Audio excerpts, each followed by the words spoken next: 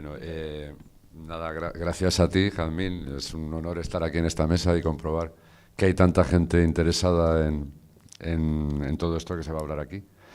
Bueno, lo primero decir que pues es un orgullo para mí estar en esta mesa. También es una satisfacción comprobar la voluntad de informaros y de querer saber, ¿no? Eso me parece muy importante. Y bueno, tengo que deciros que cuando tengo que hablar de esto, que no es la primera vez, pues la verdad es que me siento como un poco mayor, ¿no? Porque empiezo a hablar, empiezo a contar historias del tiempo pasado y digo, madre, madre mía, madre.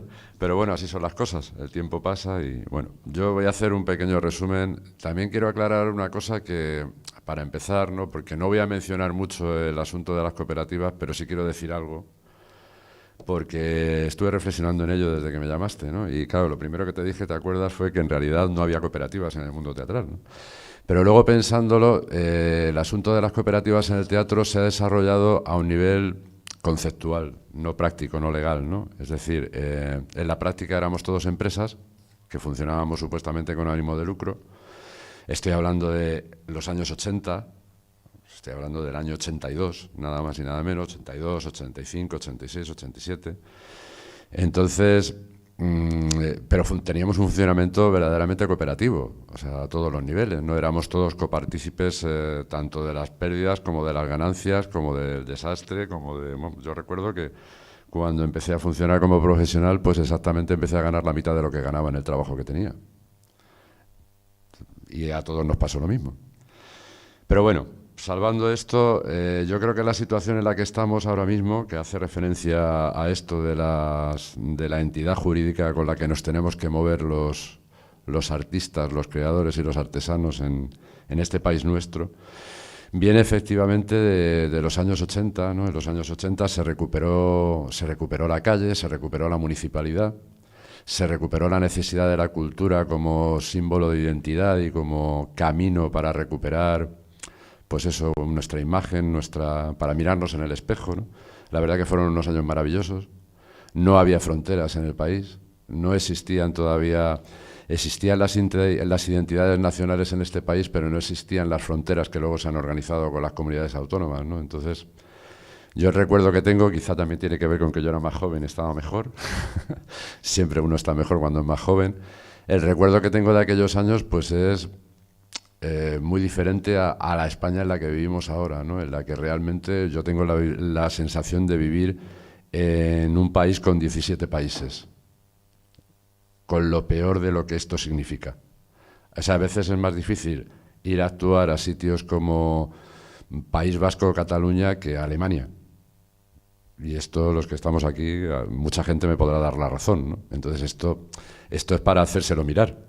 Pero bueno, no parece que nos lo estemos haciendo mirar, sino todo lo contrario. Pero bueno, el asunto fue que eso duró unos pocos años nada más. Duró pues quizá entre el 82, 85 y el 86, y curiosamente, y para desgracia de todos los que estamos aquí, pues tuvo que ser el Partido Socialista, que alguna alegría nos ha dado y tantas tristezas nos ha proporcionado, en el que nos proporcionó una gran tristeza al decidir que todas las entidades culturales tenían que hacerse empresa. Me imagino que por la premura o por, no sé, bueno, no lo voy a decir porque me vienen palabras gruesas a la cabeza. El asunto es que a nadie se le ocurrió ponerse a pensar en el asunto y a elaborar y a definir diferentes entidades jurídicas posibles, ¿no? Entonces, pues sucedió lo que Jazmín decía antes, ¿no? Que todos nos tuvimos que convertir sí o sí en sociedades limitadas, ¿no? Entonces, pues a partir de aquí, el desarrollo teatral de este país ha estado condicionado por criterios económicos. Bueno, económicos no, economicistas, provocando pues desajustes en un sector en el que lo que priman no son los criterios económicos, sino los valores artísticos y la intención, que esto es muy importante, de ser bien cultural. Aquí tengo que hacer una pequeña disquisición porque en realidad todo esto, tal y como yo lo veo, viene de una falta de definición política de lo que significa la cultura en este país. Es decir, voy a poner un ejemplo. Al final de la Segunda Guerra Mundial, entre los años 50 y 70, más o menos, Hubo una especie de pacto internacional entre, yo creo que franceses, ingleses, incluso alemanes también. De alguna manera, los países, digamos, que quedaron en la parte occidental de Europa, hubo un pacto, digo, con la intención de utilizar la cultura y la educación para evitar que volviera a suceder lo que sucedió en la Segunda Guerra Mundial. Entonces esto generó pues, que la cultura y los artistas tuvieran una posición en la sociedad de valor. Y aquí en este país, pues esto no ha sucedido. No solamente no ha sucedido, sino que ahora, vamos, de hecho ahora mismo la frase más habitual que se puede oír de los maestros es lo poco que trabajan, y de nosotros, pues no voy a decir las frases que se pueden oír porque también me vienen palabras gruesas a la cabeza y no estamos aquí para eso. Pero vamos, que no, en este país esto no ha sucedido. Ha sucedido parcialmente en algunos sitios y por razones tampoco muy interesantes, como puede haber sucedido en Cataluña, por ejemplo, o en el País Vasco, que ahí sí han utilizado la cultura, pero han utilizado la cultura para vender su idea de Cataluña y su idea de País Vasco. O sea, en este sentido digo que tampoco es una intención limpia, ¿no? Entonces falta esto, ¿no? Falta, yo aquí, Jazmín, te lanzo el guante, ¿no? Porque esto es una cosa de carga de profundidad y de política nacional, ¿no? Es decir, hasta que en este país alguien no se siente en una mesa con todos los ministros, con el presidente del gobierno, con toda la gente que realmente maneja el cotarro y son los que se sientan en la mesa a repartir el dinero entre las cosas, hasta que esta gente no decida que la cultura ocupa un lugar, pues estaremos como estamos, que la cultura no ocupa un lugar. Hoy he oído en la SER que el Partido Popular ha cambiado todos los contratos de todos los investigadores y los ha convertido de contratos por obra y servicio, que ya era chungo, pues los ha convertido en prácticas, que es peor todavía. Entonces, seguimos instalados en esto, ¿no? Y hasta que esto no se arregle, pues no vamos a tener, va a ser imposible. Entonces, bueno, acciones imprescindibles, pues bueno, yo creo que hace falta una definición o varias de entidades o entidades jurídicas diferentes, sin ánimo de lucro, que protejan e incentiven fiscalmente a las entidades, compañías o salas, artistas, que hagan un trabajo que merezca formar parte de nuestro patrimonio cultural. Hay una cosa también con que todos hayamos sido empresas, y aquí voy a poner el dedo en la llaga en una cosa que tiene también que ver con el sector, no solamente con la administración, aunque por supuesto también, es que al ser todos empresas,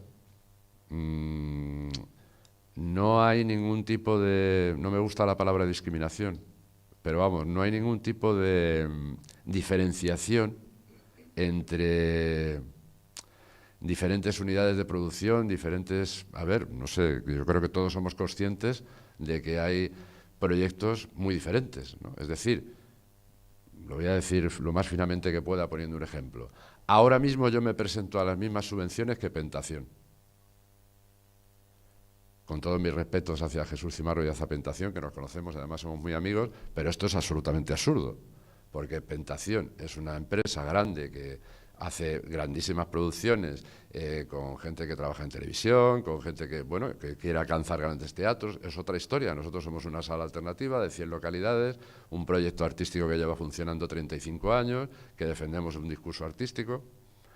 No entiendo muy bien cómo es posible que dos perfiles semejantes pues puedan tener que competir por los mismos fondos.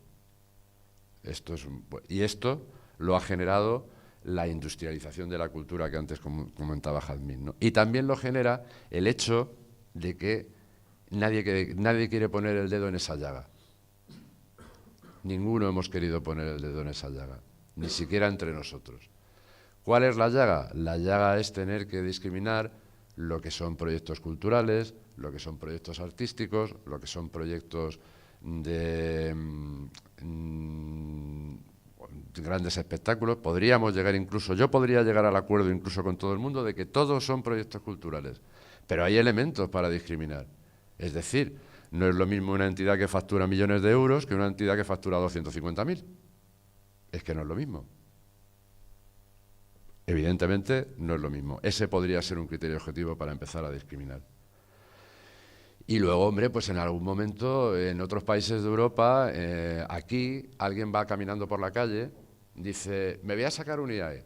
coge el móvil, se saca un IAE y se presenta a las mismas ayudas que yo. Y esto es así. Pero a las mismas que yo, a las mismas que Alberto que estáis sentado, a las mismas que tú, a las mismas que todos los que estamos aquí. Que no digo yo que no pueda ser así, pero sí que creo que no puede ser así. No sé. En los países, claro, es que no puede ser así. En los países del este, para dedicarte a ser titiritero tienes que estudiar 15 años. Y aquí en este país uno va andando por la calle y dice, oye, yo soy actor. Ah, qué bien. Venga, vale. Y entonces estamos todos en el mismo saco. Es decir, no se han establecido itinerarios, no se han establecido criterios, caminos a recorrer. Todo provocado también por una falta indigna de recursos. O sea, ahora mismo estamos en una situación lamentable, no. Lo siguiente, o sea, no tengo palabras para definir la situación en la que estamos. Ahora mismo el Ministerio de Cultura ha sacado las convocatorias de ayudas de este año y directamente el señor Montoro ha reducido el 20% de todas las ayudas. Y lo más dramático de todo es que no ha pasado nada. Bueno, ha pasado que tenemos el 20% menos. Entonces, ¿acciones imprescindibles? Pues encontrar una definición o varias de entidades diferentes. Voy a poner un ejemplo. Además es un ejemplo sangrante que pueda yo contar aquí que en Estados Unidos, que es la economía más liberal del mundo y la más, bueno, en fin, tienen a Trump, ¿qué voy a decir? Pues resulta que sí tienen una entidad así. Tienen una entidad jurídica que es una empresa sin ánimo de lucro. Que si la empresa se compromete a reinvertir todo en la actividad que realiza, pues tiene unas condiciones fiscales que te cagas. De hecho, ellos tienen una ley de mecenazgo y de inversión privada, pues bueno, aquí es que no tenemos, pero allí cualquier persona puede invertir su dinero en proyectos culturales. Voy a dejar de utilizar el micrófono porque me oís bien, ¿verdad? ¿No? Ah, vale, vale, si es necesario para la cámara, para que me inmortalices, entonces sigo con el micrófono. Luego, lo que he dicho antes, ¿no? Reivindicar un pacto de Estado por la cultura, de Estado autonómico, nacional, en fin. Incluso seguramente tendríamos que llegar hasta Europa, porque creo que ya se está convirtiendo en un problema que va a trascender. Y claro, evidentemente, pues la cosa pasa por una dignificación presupuestaria. O sea, hay algo que yo no puedo comprender muy bien. No puedo comprender que la Ley General de Subvenciones del Estado obligue a que a las subvenciones públicas, a cierto tipo de subvenciones públicas, pueda permitir que solamente se puedan presentar empresas que además, digamos que no pueden dar pérdidas, solo pueden dar pérdidas en el proyecto al que te presentas, pero el dinero que te dan es a fondo perdido. Entonces, es una cosa muy rara. O sea, no sé, a mí... Y yo soy un experto en ayudas. Los que me conocen bien saben que me lo curro de lo lindo y que me leo las órdenes y hasta las entiendo. Entonces, por eso me llaman tanto la atención este tipo de cosas. También me llama poderosamente la atención que la Ley General de Subvenciones del Estado obligue a justificar los presupuestos completos independientemente de lo que te den o no. Cosa que las administraciones aplican de una manera arbitraria. Unas lo aplican y otras no. Entonces se dan casos de que tú presentas un proyecto de 50.000 euros, pides 26.000, te dan 12.000 y tienes que justificar 56.000 euros. Lo cual, ¿tú cómo lo ves, Carmen? Lo ves raro, ¿no? Lo veo raro, aunque creo que ahora en la Comunidad de Madrid se estaba recalculando, ¿no? Se está recalculando, pero parcialmente. Vale. Parcialmente. Y con problemas, porque no les gusta nada, más que nada porque es un trabajo, claro. En fin, yo creo que hay que...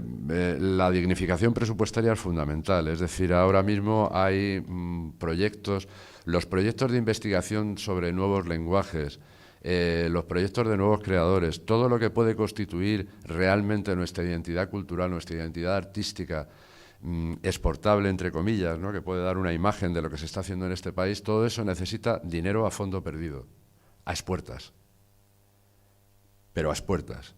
Y ahora mismo no lo hay. No solamente no lo hay, sino que no hay ninguna intención de que lo haya. Al contrario, yo creo que la intención es quitarlo todo, dejar solamente dinero para el mundo del entretenimiento y que desaparezca cualquier atisbo vamos, No sé, yo soy consciente de que se están desarrollando tanto proyectos en danza como en teatro, como pedagógicos. Yo mismo estoy haciendo algunos de pedagogía teatral, de relacionar pedagogía con educación, y no hay ningún recurso, no hay ningún recurso. Pero es que está pasando, además, asocio cultura y educación, porque creo que hay una intención política en esto. Hay una intención política clara de destruirnos como ciudadanos. Entonces, pues aquí hay que tomar, yo creo que hay que tomar, vamos, yo creo que vosotros estáis en ello, espero que sí, creo que sí, quiero creer que sí. Entonces, pues hay que tomar, hay que elaborar un proyecto para frenar esto, ¿no? Y relacionando además cultura y educación clarísimamente. En educación ahora mismo pues es imposible hacer nada. Yo estoy trabajando con centros de todo tipo, con institutos, intentando convertir el teatro en una herramienta educativa para poder trabajar las materias, y no hay ningún tipo de recurso. O sea, los centros no tienen ningún tipo de autonomía. Es más, cualquier cosa que intenten hacer extraña está mal vista, tienen problemas con la inspección. Bueno, en realidad los profesores ahora mismo dan muchísimas horas de clase y el resto del tiempo que trabajan es haciendo papeles, que no sé muy bien para lo que le van a servir a los alumnos, pero bueno, igual les sirven para algo. ¿Alguien lo sabrá? ¿Alguien sabrá dónde van todos esos papeles que rellenan? Entonces, los artistas y compañías tenemos que replantearnos completamente también nuestros formatos de producción. Yo llevo tiempo pensando que a mí vamos a ver, nuestra línea de producción artística es desarrollar el discurso artístico de Carlos Sarrió, que es el autor que trabaja en la compañía, y ese discurso artístico se apoya en nuestro lenguaje de interpretación y en nuestro lenguaje teatral, que lo creamos entre todos, los actores, los escenógrafos, toda la gente que participa en la compañía. Y para mí desde hace tiempo ya que está dejando de tener sentido el hacer producciones como las entendemos, ¿no? Que es, nos gastamos un dineral, nos juntamos 3 meses y hacemos un espectáculo con el que luego no podemos actuar en ninguna parte. Eso es una cosa que la verdad es que no puedo evitarlo, ¿no? Lo de las preguntas es un problema porque luego uno duerme mal. Porque normalmente te hacen las preguntas pero no encuentras las respuestas. Pues yo llevo 35 años haciéndome preguntas para las que no encuentro respuesta. Entonces, se me vienen a la cabeza formatos de producción mucho más interesantes, ¿no? A mí me parece que ya empezamos a hacerlo, sin recursos incluso, pero hemos empezado a hacer residencias de, por ejemplo, pues 1 semana o 10 días con otras compañías, pues que en Teatro Ensayo hicimos hace 2 años una experiencia en su 10º aniversario en el que nos juntamos Carmen Werner de Provisional Danza, El Canto de la Cabra, ellos y nosotros, y en 1 semana hicimos un espectáculo. A mí esto me parece mucho más interesante que lo otro, dado cómo están las cosas, ¿no? También entendiendo que también es un viejo sueño mío personal, ¿no? De que pudiera llegar un día en que los actores pudiéramos funcionar como los músicos, reunirnos y en vez de vamos a tocar algo, pues vamos a hacer algo. Interesante, claro. Entonces, en ese sentido, también hay que replanteárselo, ¿no? Y la relación con el público. Esto lo tengo que comentar porque me parece importante que